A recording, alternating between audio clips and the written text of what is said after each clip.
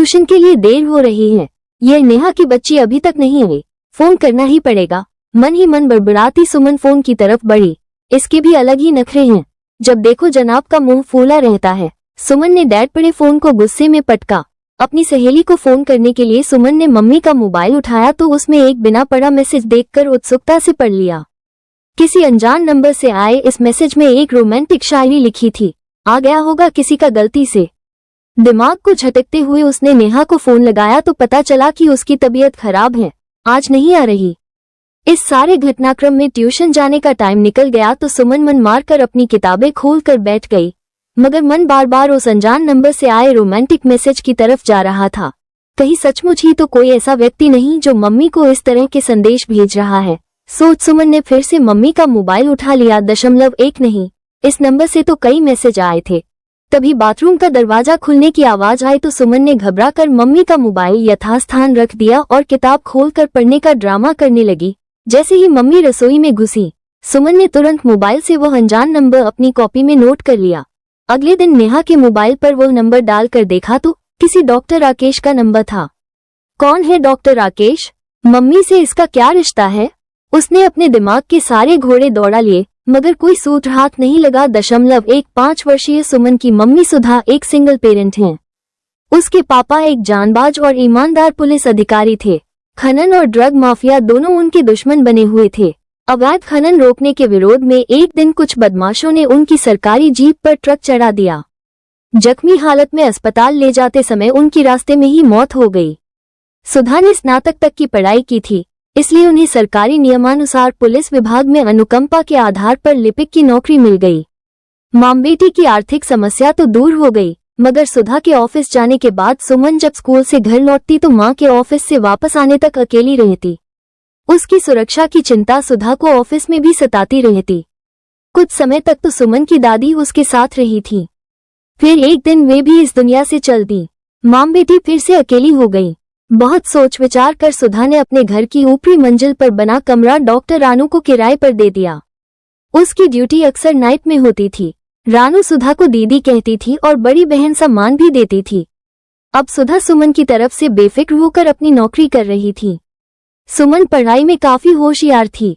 उसके पापा उसे इंजीनियर बनाना चाहते थे, वो भी उनका सपना पूरा करना चाहती थी। इसलिए स्कूल के बाद शाम को अपनी सहेली नेहा के साथ प्री इंजीनियरिंग प्रतियोगी परीक्षा की ट्यूशन ले रही थी।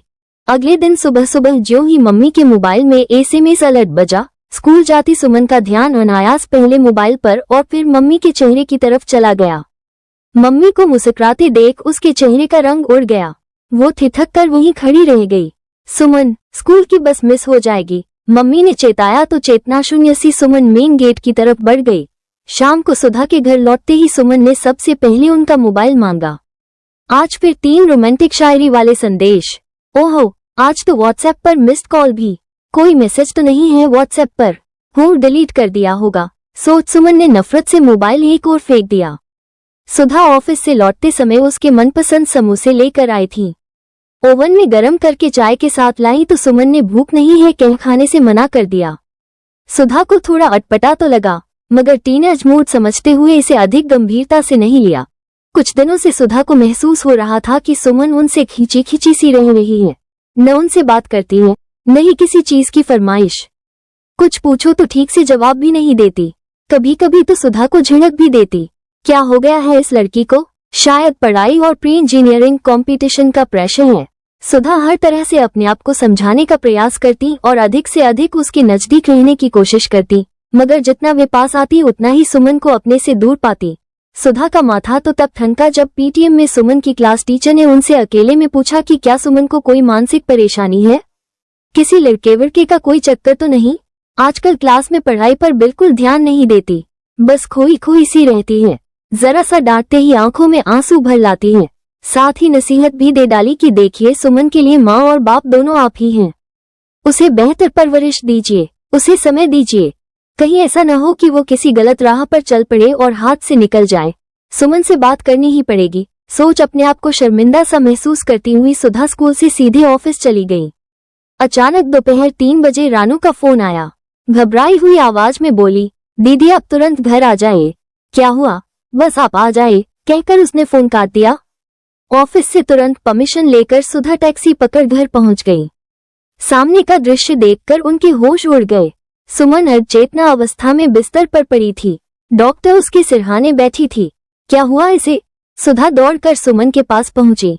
इसने नींद की गोलियों की ओवरडोज ले ली। वो तो शुक्र है कि मैं फ्रिज से सब्जी लेने नीचे आ गई और इसे इस हालत में देख लिया, वरना पता नहीं क्या होता। मैंने इसे दवा देकर उल्टी करवा दी है।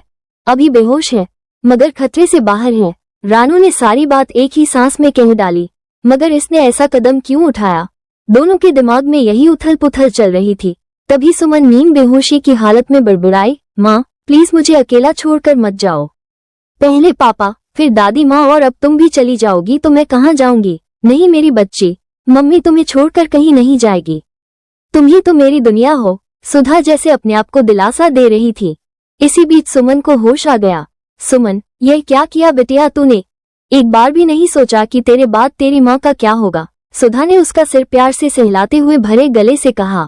आपने भी तो नहीं सोचा कि आपकी बेटी का क्या होगा? बात अधूरी छोड़कर सुमन ने नफरत से मुंह फेर लिया। मैंने क्या गलत किया? सुमन ने कोई जवाब नहीं दिया। रानू ने कहा, सुमन तुम एक बहादुर माँ की बहादुर बेटी हो। तुम्हें ऐसी कायरता वाली हरकत नहीं करनी चाहिए थी। बहादुर या चरित्रहीन? सुमन बिफर पड़ी। चरित्रहीन?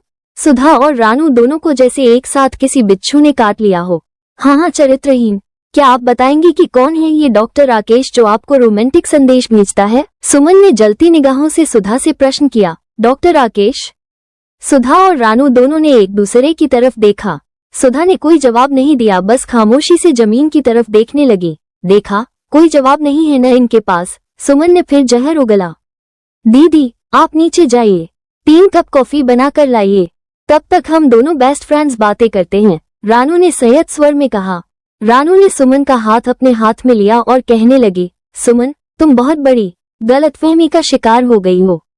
इसमें सुधा दीदी का कोई दोष नहीं है। चरित्रहीन तुम्हारी माँ नहीं बल्कि डॉक्टर राकेश है, और उससे तुम्हारी मम्मी का नहीं बल्कि मेरा रिश्ता है। वो मेरा मंगेतर था मगर मैंने उसके चरित्र के बारे में कई लोगों से उल्टा सीधा सुन रखा था। बस अपना शक दूर करने के लिए मैंने सुधा दीदी का सहारा लिया। उनके मोबाइल से राकेश को कुछ मैसेज भेजे। 3-4 मैसेज के बाद ही जैसा कि हमें शक था उसके रिप्लाई आने लगे। मैंने जानबूझकर बात को थोड़ा और आगे बढ़ाया तो उसके चरित्र का कच्चापन सामने आ गया। सच्चाई सामने आते ही मैंने अपनी सगाई तोड़ ली। सगाई टूटने के बाद तो राकेश और भी गिर गया। उसने मुझसे तो अपना संबंध खत्म कर लिया, मगर तुम्हारी मम्मी के मोबाइल पर आने वाले उसके संदेश अब रोमांटिक से अश्लील होने लगे। बस 1-2 दिन में हम तुम्हारी माँ की इस सिम को बदलकर नई सिम लेने वाले थे ताकि इस राकेश का सारा किस्सा ही खत्म हो जाए, मगर इससे पहले ही तुमने यही नादानी भरी हरकत कर डाली। पगली, एक बार अपनी माँ से न सही मुझसे ही अपने दिल की बात शेयर कर ली होती। मुझे बहलाने की कोशिश मत कीजिए। मैं जानती हूँ आप मम्मी का दोष अपने सिर ले रही हैं, मगर मम्मी का उससे कोई रिश्ता नहीं है तो वे उसके संदेश पढ़कर मुस्कुराती क्यों थीं? सुमन को अब भी रानू की बात पर यकीन नहीं हो रहा था। वो इसलिए पगली की जो रोमांटिक मैसेज में राकेश को भेजती थी वही मैसेज फॉरवर्ड करके वो तुम्हारी मम्मी वाले मोबाइल पर भेज देता था और दीदी की हंसी छूट जाती थी। तभी सुधा कॉफी ले आई। सुमन उठने की स्थिति में नहीं थी। उसने बेड पर लेटे लेटे ही अपनी बाहें माँ की तरफ फैला दी। सुधा ने उसे कसकर गले से लगा लिया। माँ बेटी के साथ साथ डॉक्टर रानू की भी आंखें भर आईं। आंसुओं में सारी गलतफहमी बह गई। मन में चुभी संदेश और अविश्वास की किरचें भी अब निकल चुकी थी।